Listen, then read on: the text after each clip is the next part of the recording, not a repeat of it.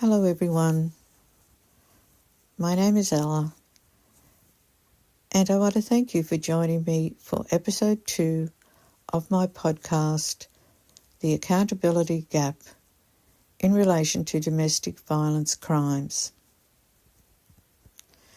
Now in episode 1 I spoke broadly about domestic violence and accountability and what I personally feel it should look like.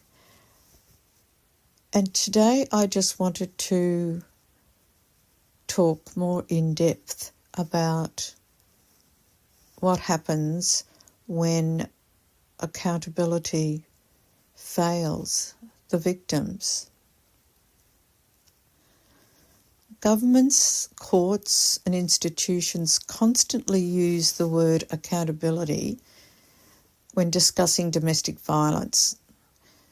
We hear it after every tragedy, after every murdered woman, every child death, and every public inquiry. We hear promises like, the victims will be protected, or lessons will be learned from this, and perpetrators will be held accountable. We've heard it all before, many, many times. But many survivors are still asking the same question, where is that accountability? Because accountability is not just a slogan. Real accountability changes the daily lives of these victims for the better. And generally, right across the world, that is not happening. And over the past decade, countries like the UK and Australia have promised stronger responses to domestic violence. There have been numerous new laws, coercive control reforms, national strategies, protection orders, and repeated promises to improve victim safety. Awareness has improved, yes. More people now understand coercive control,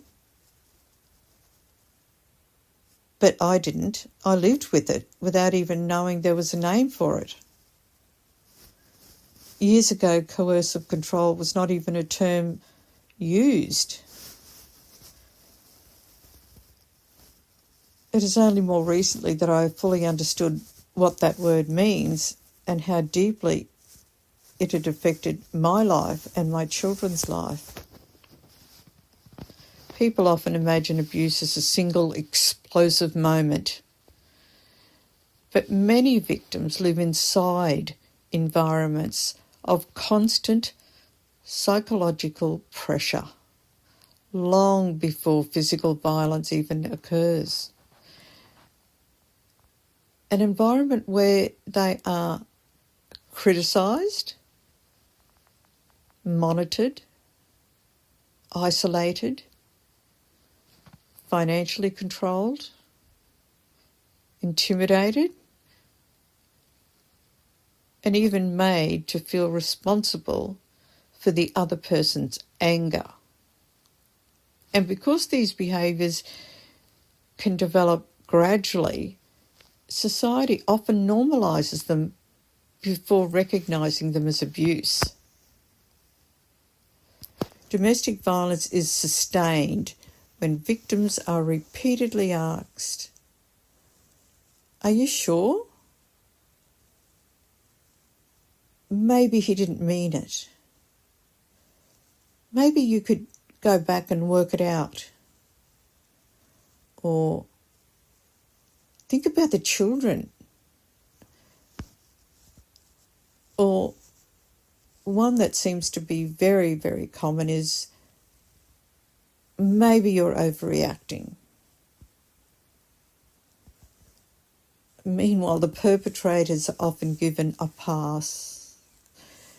people say, oh, he just snapped, or he was under a lot of pressure, or he's struggling mentally. Oh, this is a really great one. Yeah, this is a good one. He's actually a good father and a good husband. Yeah. Or it was a custody dispute.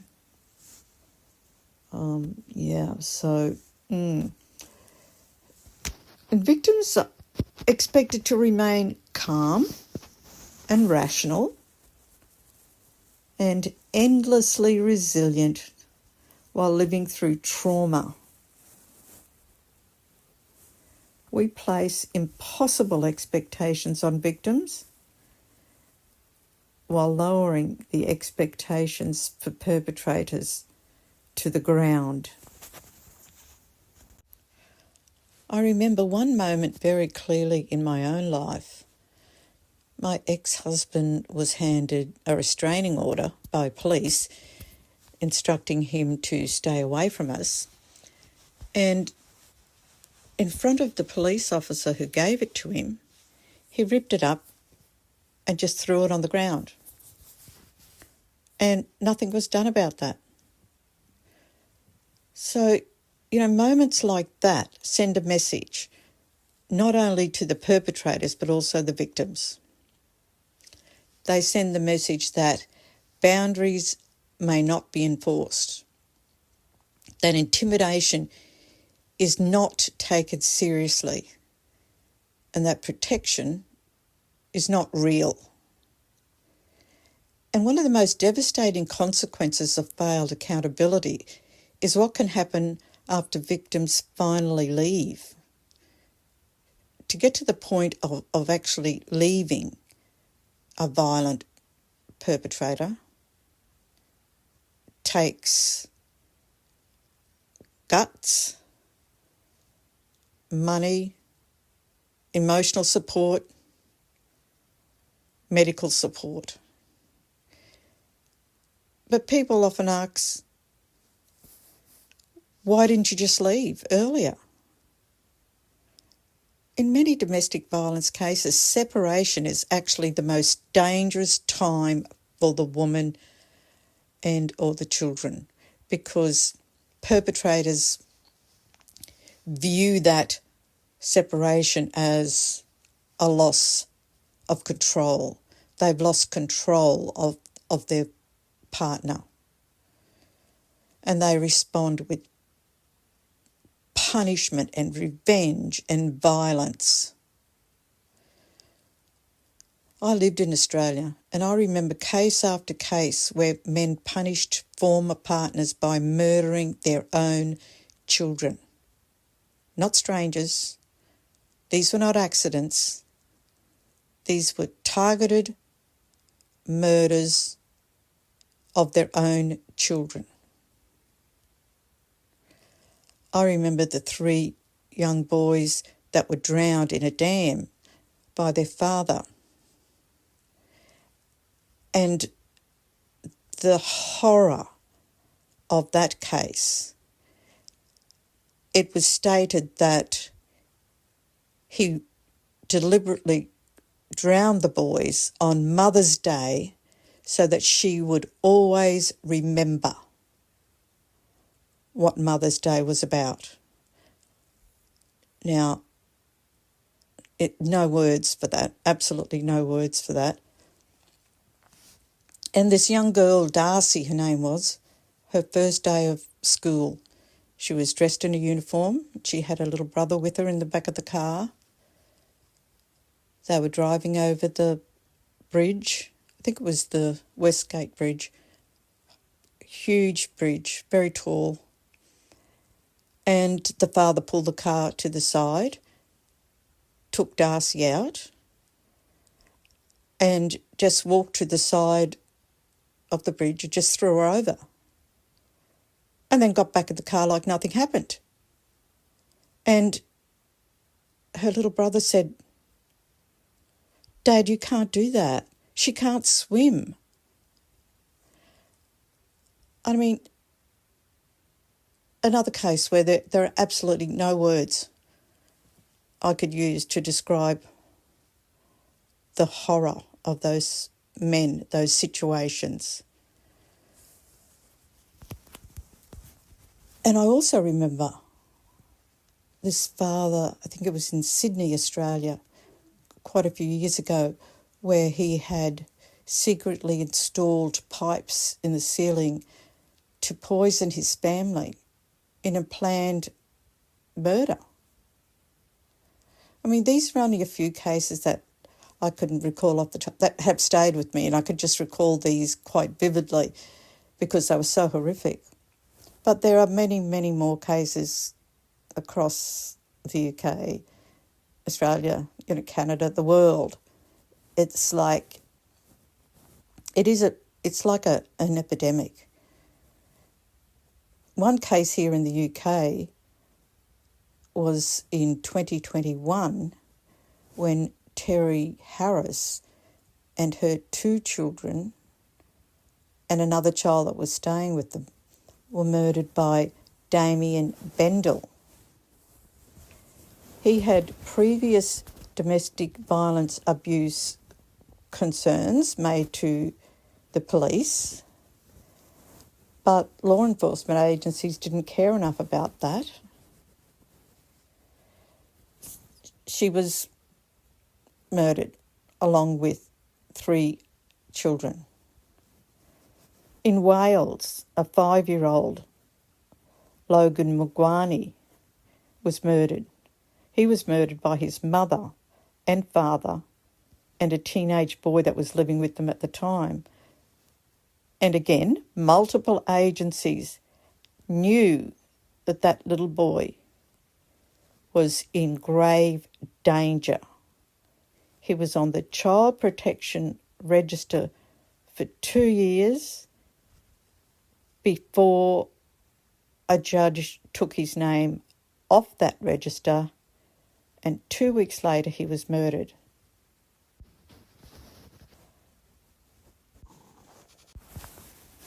These are just a few examples of what lack of accountability can look like. It's not just failed paperwork or ignored complaints, but people are dying, children are dead, families completely destroyed, and survivors trying somehow to live with the unimaginable grief.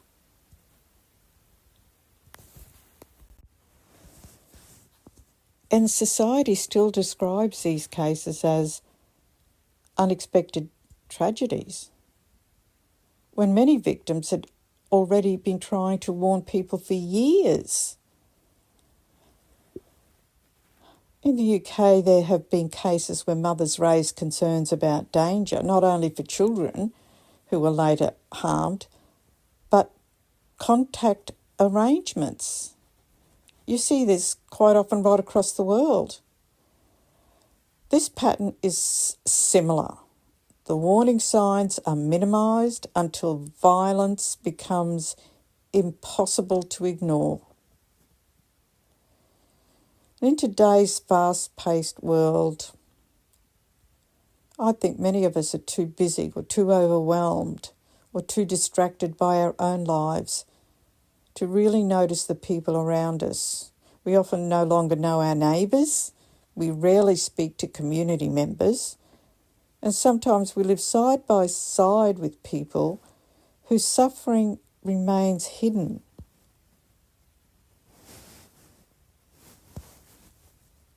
We now recognise, though, that abuse is not always physical. It can also be emotional, psychological, financial, sexual, verbal, technological, social, passive. So awareness is probably the first step. But we now know better too that many forms of abuse that women and children and at times men, are subjected to behind closed doors. And sometimes the deepest abuse leaves no visible bruises at all. But despite all this awareness, all the horrifying statistics, all the survivor experiences, there's still a troubling story to be told. In episode 1, I spoke about the enormous amounts of money governments now pour into domestic violence responses and awareness campaigns and crisis programs and intervention strategies.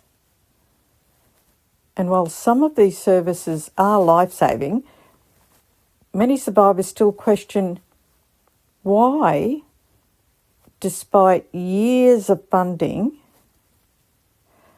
reforms and public promises, so many victims still fall through the cracks. Because accountability cannot only be measured by money spent. Well, that is obvious. These statistics prove that. It must be measured by outcomes. Are the victims safer? Are warning signs acted on immediately? Are children being protected? Are perpetrators changing their behaviour? And are survivors truly able to rebuild their lives? In many countries, reports of domestic abuse continue rising, while only a small percentage of cases ever result in convictions. So that says a lot. Many survivors still describe not being believed, breaches being ignored, feeling unsafe, financially dependent, housing insecurity, and ongoing fear long after separation. Because accountability is not only about prison sentences.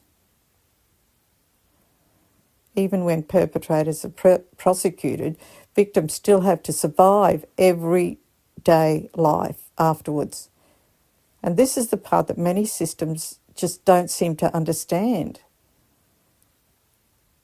I don't think they even try to understand, because no one's listening to the survivors and what they really need. Real accountability means protecting the victims long after separation. Many victims are left rebuilding their lives alone while carrying the trauma, anxiety and fear, financial hardship, and emotional exhaustion. That's how I would describe what I went through, and probably what millions of women around the world are going through right now.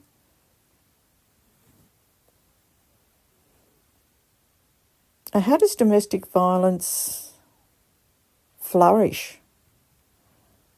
It sounds like an awful word to use, flourish, but to me it means to grow and expand, and domestic violence crimes are certainly doing that.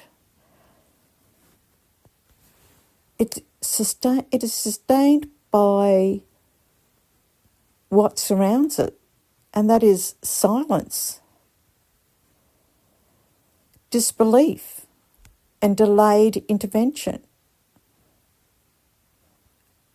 And this part of the conversation matters deeply to me because it reflects very much the society I lived in during the time I was being abused. To me, silence was both my friend and enemy at the same time. At the time, many behaviours that we now recognise as coercive control were often dismissed as relationship problems or jealousy, or he's just being protective, or everyone fights. There was enormous pressure on women to tolerate behaviour that slowly stripped away their confidence, their independence and sense of safety. And because the abuse was not always physical, it was not always viewed as serious. I truly believe that domestic violence thrives in isolation and in silence. It thrives when victims feel unseen, unheard, and disconnected from the people around them. I think we all need to return to a stronger sense of community, not in an intrusive or overly familiar way, but in a human way. Enough to know our neighbours' names at least. Enough to recognise when someone suddenly withdraws. Enough to know if a family has children, elderly relatives or special needs. Enough to notice fear, distress, or sudden changes in behaviour. Because sometimes simply feeling seen and heard can actually interrupt that isolation before it becomes dangerous. If someone feels comfortable enough to talk to their neighbour, even briefly, that could be their lifeline that they desperately need to break free.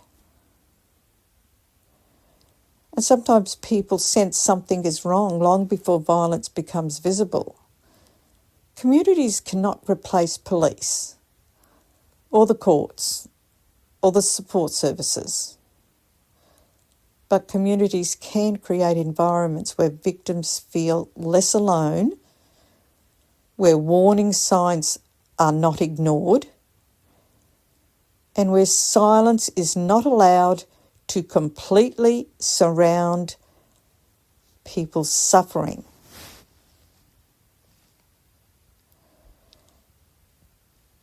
And perhaps accountability also means asking ourselves a very difficult question.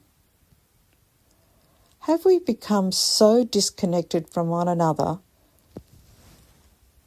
that people are now suffering in complete silence behind closed doors? I think I know the answer to that, and it's not a nice answer. It's not pretty. But this is why accountability cannot begin only after extreme violence occurs, because by then it's already too late for many victims and children. True accountability means recognising dangerous behaviour early. It means treating coercive control seriously before physical violence starts. It means listening to the victims before they become homicide statistics.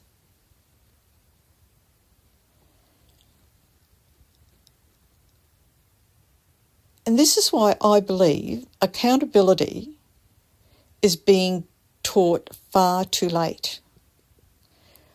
We keep trying to introduce accountability after harm has already happened, after the police involvement, after court cases, and after the trauma.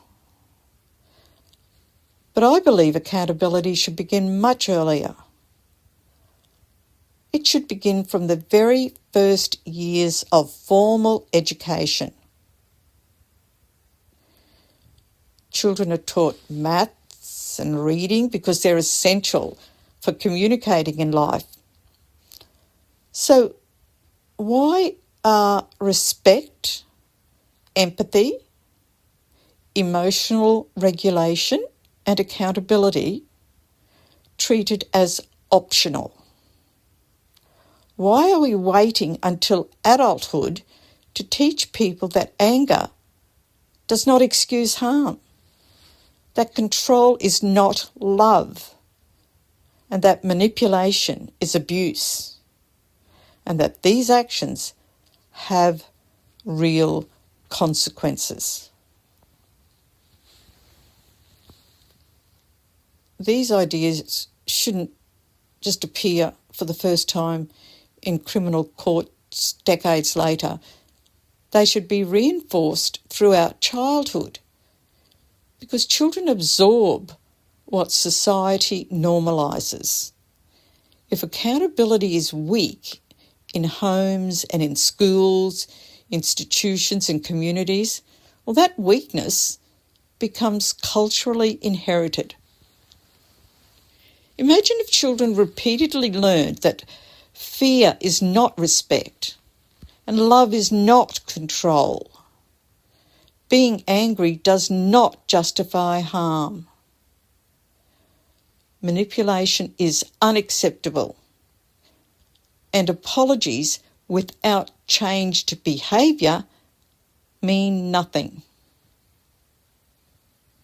Not once during a special presentation are these issues brought up, but throughout their whole education.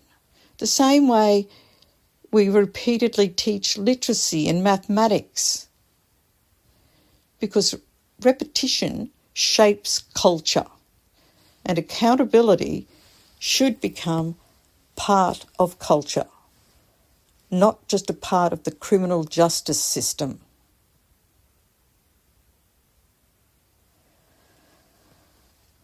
To anyone listening who has experienced domestic violence, what happened to you was real. And if systems failed you, that failure belongs to them, not to your worth as a human being. You deserved safety, you deserved protection, and you deserved to be believed. And I feel, as a survivor, I think we have to get really angry and demand justice, respect, and accountability.